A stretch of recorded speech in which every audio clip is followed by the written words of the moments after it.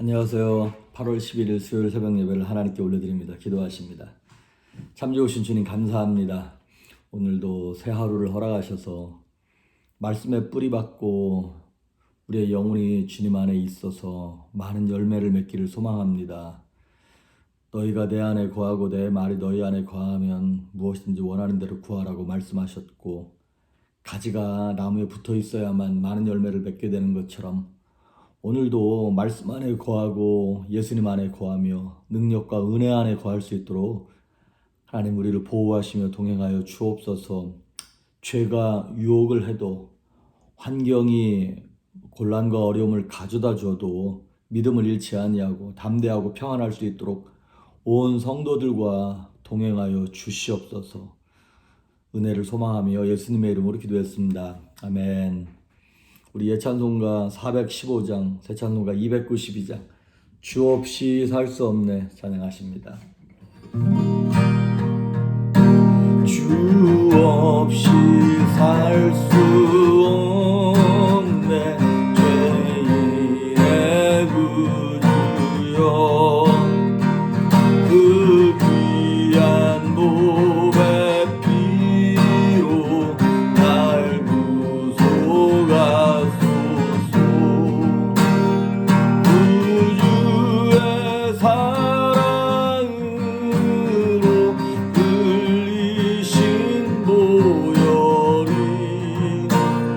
내 소망 나의 위로 내 영광 됩니다. 주 없이 살 수 없네 나 혼자 못 소리. 힘없고 부족하며 지혜도 없도다. 내 주 나의 생명 또 나의 힘이라. 주님을 의지하여 지혜를 얻으리. 주 없이 살 수 없네 내 주를 아신다. 내 영의 이쁨 간 마음의 소원. 주밖에 나의 맘 위하라 주리요. 내 마음 위로하사 평온케 하시네. 주 없이 세월이 흐르고 이 깊은 고독 속에 내 생명 끝나도 사랑은 풍랑일 때 날 지켜주시니. 내 곁에 계신 주님 그 힘이 됩니다.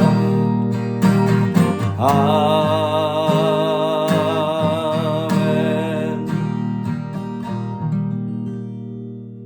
아멘. 오늘 우리에게 주시는 말씀은 사도행전 27장입니다. 이제 얼마 안 남았습니다. 사도행전이 28장까지 있는데 이제 27장 1절에서 12절에 있는 말씀까지, 사도행전 27장 1절에서 12절의 말씀까지 봉독해 올립니다. 우리가 배를 타고 이달리아로 가기로 작정되매 바울과 다른 죄수 몇 사람을 아구스도 대의 백부장 율리오란 사람에게 맡기니, 아시아 해변 각처로 가려 하는 아드라무떼노 배에 우리가 올라 항해할세 마게도냐의 데살로니가 사람 아리스다고도 함께하니라. 이튿날 시돈에 대는 율리오가 바울을 친절히 대하여 친구들에게 가서 대접받기를 허락하더니 또 거기서 우리가 떠나가다가 맞바람을 피하여 구브로 해안을 의지하고 항해하여 길리기아와 밤빌리아 바다를 건너 루기아의 무라시에 이르러 거기서 백부장 이달리아로 가려 하는 알렉산드리아 배를 만나 우리를 오리게 하니 배가 더디가 여러 날 만에 간신히 니도 맞은편에 이르러 풍세가 더 허락하지 아니하므로 살몬의 앞을 지나 그레데 해안을 바람막이로 항해하여 간신히 그 연안을 지나 미항이라는 곳에 이르니 라세아 시에서 가깝더라. 여러 날이 걸려 금시가는 절기가 이미 지났으므로 항해하기가 위태한지라 바울이 그들을 권하여 말하되 여러분이여 내가 보니 이번 항해가 하물과 배만 아니라 우리 생명에도 타격과 많은 손해를 끼치리라 하되 백부장이 선장과 선주의 말을 바울의 말보다 더 믿더라. 그 항구가 겨울을 지내기에 불편하므로 거기서 떠나 아무쪼록 베닉스에 가서 겨울을 지내자 하는 자가 더 많으니 베닉스는 그레데 항구라. 한쪽은 서남을 한쪽은 서북을 향하였더라. 아멘. 지금 이제 드디어 사도 바울이 하나님께서 예정하시고 사도 바울이 소망했던 로마에 가게 됩니다. 비록 신분은 죄수의 신분으로 로마에 있는 시저에게 상소해서 재판을 받으러 가는 거긴 하지만 그 수천 년, 2000년 전에 그 어려운 길을 하나님께서 따지고 보면 국비로 국비로 세금으로 사도 바울을, 그것도 여러 병사들을 호위해서 사도 바울을 이제 안전하게 가게 하는 것이죠. 그리고 이제 로마로 가는데 그 책임을 누가 지냐면 여기 아구스토데라 그랬죠. 아우구스투스 그 황제의 직속 부대인 그 백부장, 그 부대의 백부장 율리오라고 하는 사람이 이 모든 총괄을 맡은 거예요. 근데 거기 보니까 바울만 간 것이 아니라 다른 죄수 몇 사람도 함께 가는 거예요. 그러니까 이제 로마에 가서 재판을 받는, 그러니까 바울은 지금 미결수예요. 아직 뭐 재판을 하지도 않았고 완전히 범죄자라고 낙인 찍힌 것도 아니에요, 사실은. 근데 다른 죄수들은 말 그대로 죄수들인 거예요. 근데 이 사람들은 좀 불쌍한 게 어찌 보면 사형받은 사람들이 대부분이에요. 근데 왜 안 죽였냐? 다른 지역, 이방 지역에서 사형받을 만한 악한 죄를 저지른 사람들이 로마의 콜로세움이나 이런 데 가서 이제 그 글래디에이터처럼 왜 그 맹수들이랑 막 싸우는 거 있잖아요. 그 원형 경기장에서 사람들의 눈요깃감으로 잔인하게 죽어가는 그런 죄수들이에요. 그런 사람들과 함께 사도 바울이 로마로 지금 이제 배를 타고 드디어 출발했습니다. 그런데 거기에 함께 동행하는 뭐 군인들, 죄수들만 있는 것이 아니라 사도 바울과 함께 동행하는 사도 바울의 사람들이 있었어요. 1절에 보면 우리가라고 하는 말이 나오죠.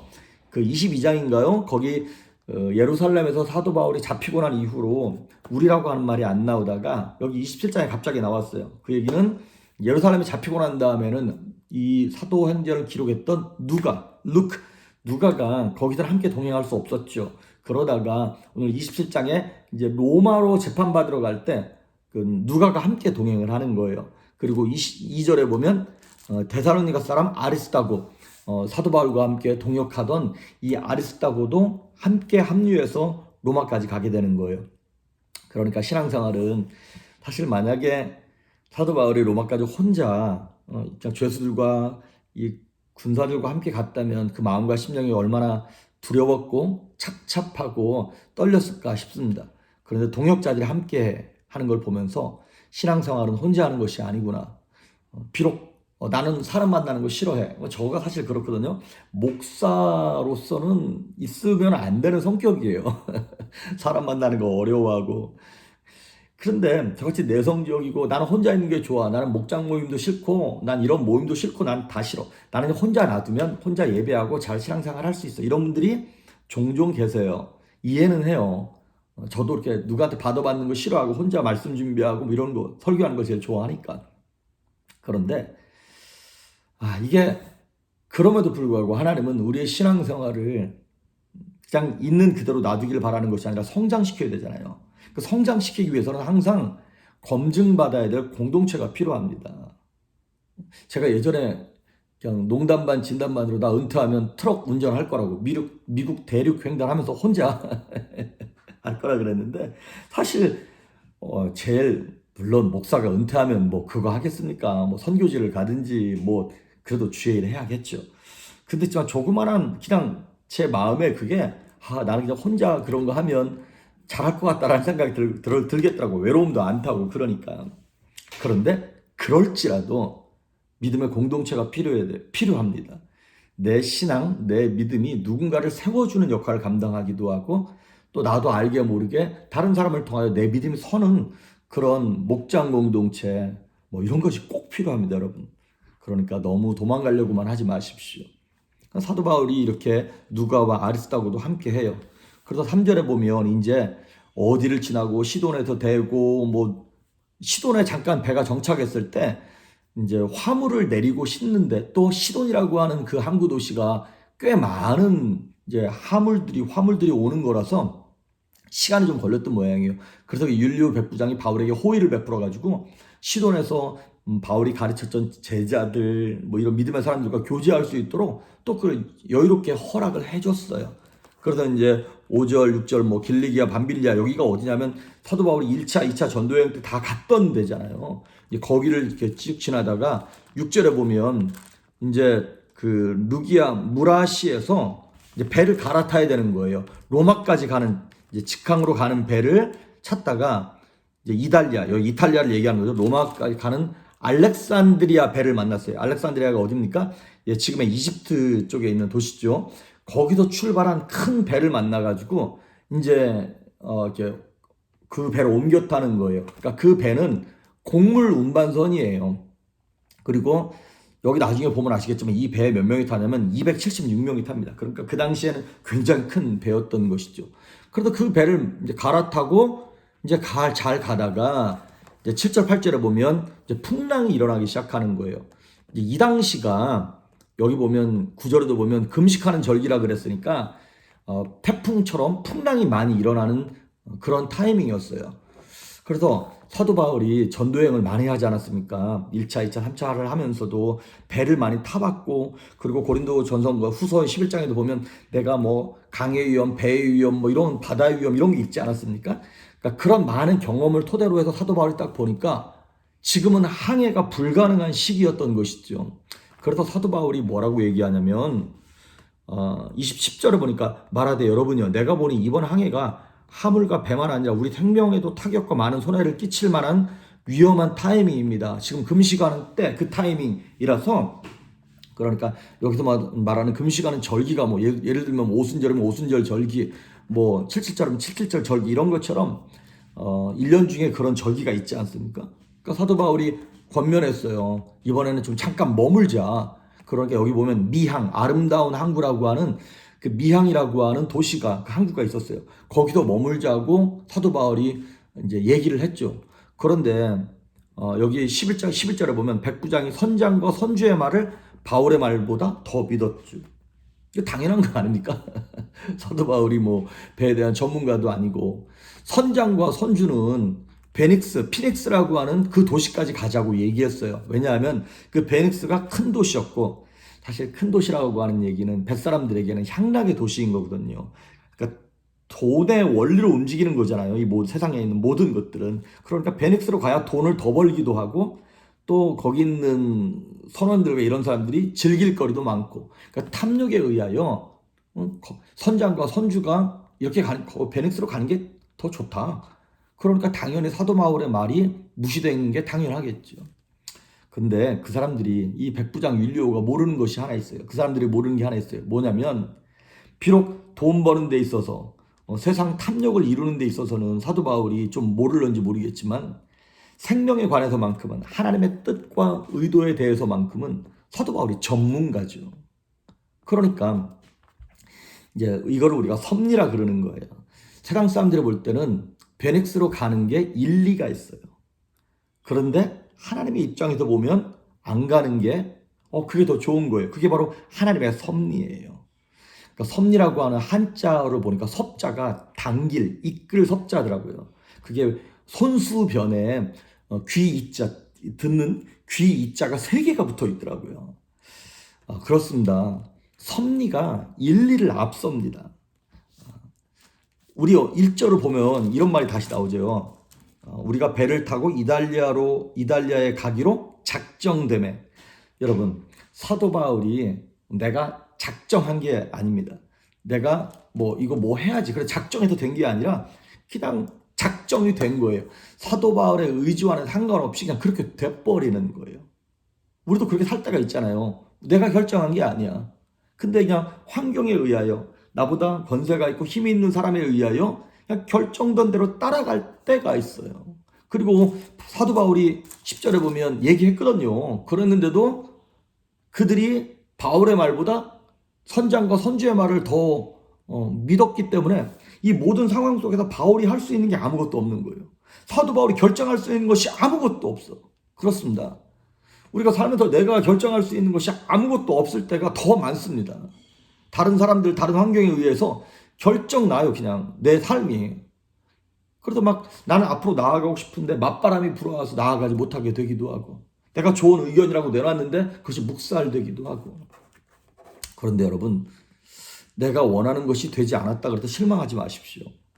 사도 바울이 좋은 것을 제안했는데, 생명의 제안을 했는데도 사람들이 따르지 않았잖아요. 비록 고생을 하긴 했지만 결론을 놓고 보니까 하나님이 가장 선한 방법으로, 비록 풍랑을 만나가지고 고생을 했지만 나중에 봤더니 하나님이 영광 받으시고 사도 바울이 정말 하나님의 영광을 드러내고 전도할 수 있는 기회를 하나님 계속 허락하십니다.